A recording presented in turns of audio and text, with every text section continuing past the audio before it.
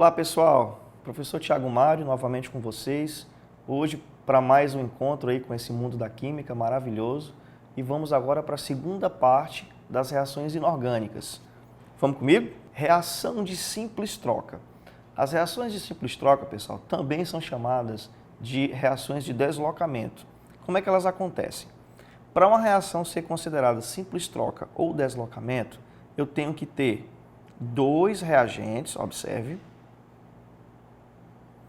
em que um deles é uma substância simples e o outro é uma substância composta. E os produtos seguem o mesmo raciocínio. Eu vou gerar dois produtos em que um deles é uma substância simples e o outro é uma substância composta. Então, em qualquer reação de simples troca ou deslocamento, eu tenho uma substância simples e uma composta do lado dos reagentes e uma substância simples e outra composta do lado dos produtos. Tá?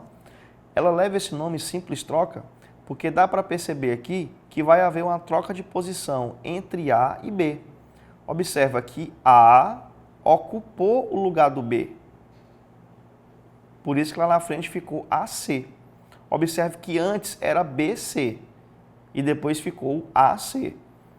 Esse B saiu da posição dele e ficou isolado lá no final. Ó. Veja que o B fazia parte de uma substância composta e terminou a reação como substância simples. Então, houve uma troca de posição entre A e B. Ok? Que nós podemos resumir assim. Eu tenho A reagindo com BC. O A ocupou o lugar do B, então o que antes era BC ficou AC no final, e esse B foi deslocado, ficou isolado no final. Beleza? Essa aqui é uma reação de simples troca ou deslocamento. Aqui embaixo tem um exemplo que ocorre entre o zinco, a reação do zinco, com o sulfato de cobre, tá? Acontece aqui uma troca de posição entre o zinco e o cobre. Veja que o cobre, que fazia parte aqui da substância composta, ele saiu, ó. Ele foi deslocado e terminou a reação de maneira isolada. E quem ocupou a posição do cobre foi o zinco. Ó. O átomo de zinco chegou, tirou o cobre da posição dele e passou a ocupar a posição dele. Então, o que antes era sulfato de cobre, lá na frente ficou sendo sulfato de zinco. Tá? Uma condição para que esse tipo de reação aconteça é uma substância só consegue deslocar outra se ela apresentar reatividade maior. Se A deslocou B, significa que A tem que ser mais reativo do que B. Nesse caso, veja bem, o cobre saiu do lugar dele. E quem é que deslocou o cobre? O zinco. Quem foi que ocupou a posição do cobre? O zinco. Então, em termos de reatividade, tá? Nós dizemos que a reatividade do zinco tem que ser maior que a reatividade do cobre. Porque só assim o zinco conseguiria deslocar o cobre, tirar o cobre da posição. Beleza? Então, nunca esqueça disso. Uma substância tem que ser mais reativa do que a outra para poder deslocar essa outra substância. Beleza? Essas são as reações de simples troca. Ah, professor Thiago, como é que eu vou saber quem é a menos reativa e quem é a mais reativa? Bom, para isso, nós temos essas filas de reatividade que mostram como é que a reatividade vai aumentando entre os elementos químicos. Temos tanto a fila de reatividade para os metais como para os ametais. Observe aqui no caso dos metais. Ó. A reatividade começa aqui, desse lado direito, tá? Então aqui nós temos quem é menos reativo. E aí a reatividade vai aumentando até chegar aqui desse lado, que é onde nós temos os mais reativos. Veja que o ouro aqui é o menos reativo de todos. É por isso que o ouro é um metal nobre, tá? Dizer que ele é menos reativo quer dizer que ele tende a não participar de reações químicas em condições padrões, em condições normais. Tá bom? Por exemplo, o ouro, em condições normais, ele não oxida. Você não vê o ouro enferrujar, porque ele não sofre oxidação.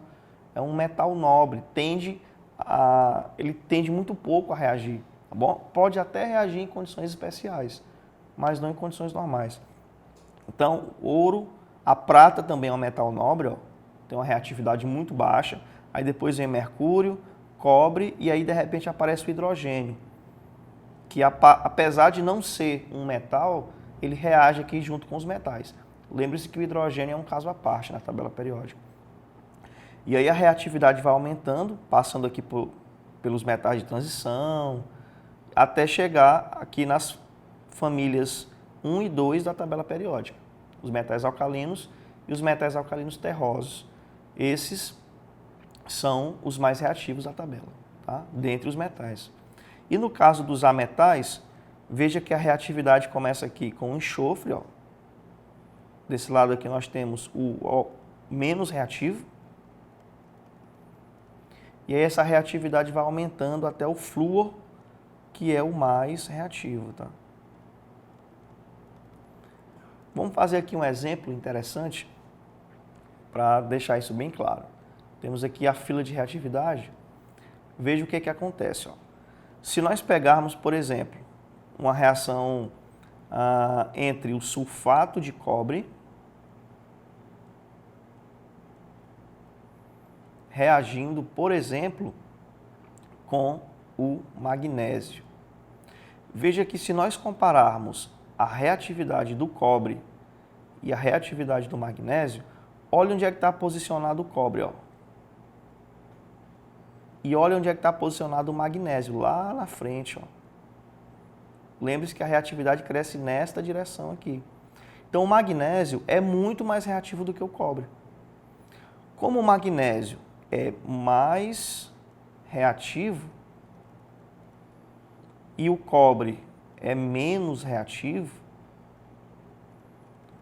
isso quer dizer que o magnésio consegue tirar o cobre dessa posição, porque ele tem reatividade superior. Então, o cobre será deslocado da posição dele e quem vai ocupar o lugar dele é o magnésio.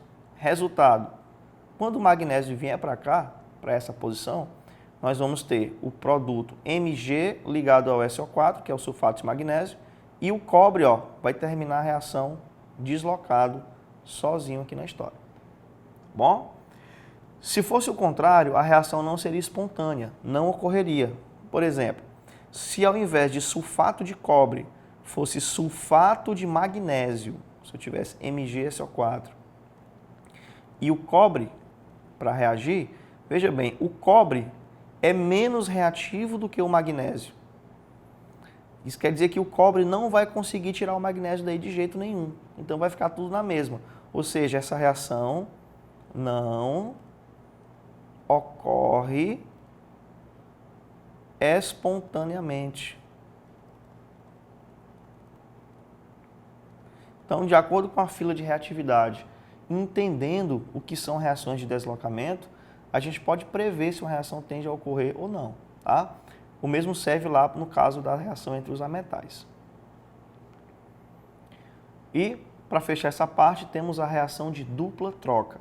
O que é uma reação de dupla troca? Eu tenho dois reagentes, observa, tenho dois reagentes, e do lado de lá eu tenho dois produtos. Só que todos eles são substâncias compostas, ó. Em reação de dupla troca não há substância simples participando. Todas as substâncias são compostas.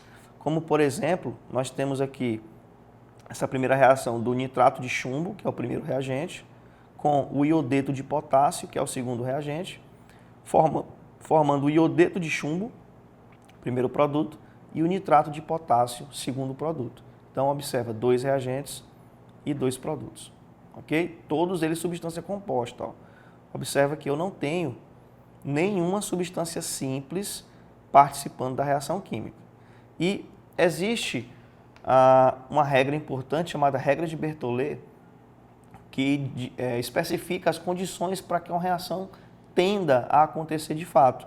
As reações com maior tendência de ocorrer são aquelas em que vai formar precipitado, ou seja, um material que não é solúvel no solvente, por exemplo, na água, no caso, aqui nós temos o PbI2, que é o iodeto de chumbo. Esse Szinho aqui quer dizer que ele se encontra no estado sólido, ou seja, ele não se dissolveu, é um precipitado. Reações que formam precipitado têm grande tendência de ocorrer. Outra grande tendência de ocorrência das reações é quando ela forma um composto volátil, que volatiliza, vaporiza ou vai para a fase gasosa, que é o caso aqui dessas duas reações. Ó. Observa que essa primeira formou um gás, o ácido clorídrico. A segunda formou outro gás, que é o ácido nítrico. Então, reações que formam gases, que formam produtos voláteis, têm grande tendência de ocorrer.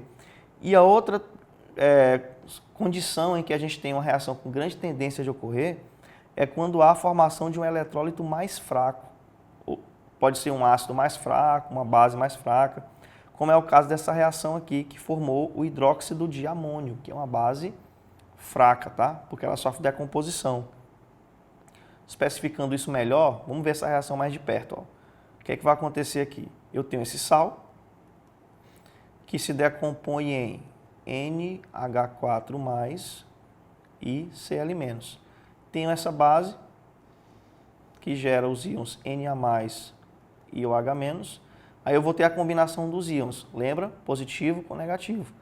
Então, esse íon positivo se combina a esse íon negativo, a combinação desses dois, NH4 e OH, vai formar isso aqui, ó, NH4OH. E na outra diagonal, eu vou ter o sódio e o cloro se ligando para formar esse produto aqui, o NaCl. Beleza? Agora, esse produto é uma base instável. Isso quer dizer que ela sofre decomposição. Na verdade, o NH4OH se decompõe muito rápido em gás amônia e em água. Por isso, é um eletrólito fraco, devido à sua instabilidade por decomposição. Ok? Então, reações que formam precipitado, que formam produtos voláteis e que formam produtos instáveis, como eletrólitos fracos, tem essa característica de ocorrer de forma mais espontânea. Ok? Então, esse foi o nosso encontro de hoje. Agradeço demais a atenção de vocês. Fiquem bem e até a próxima.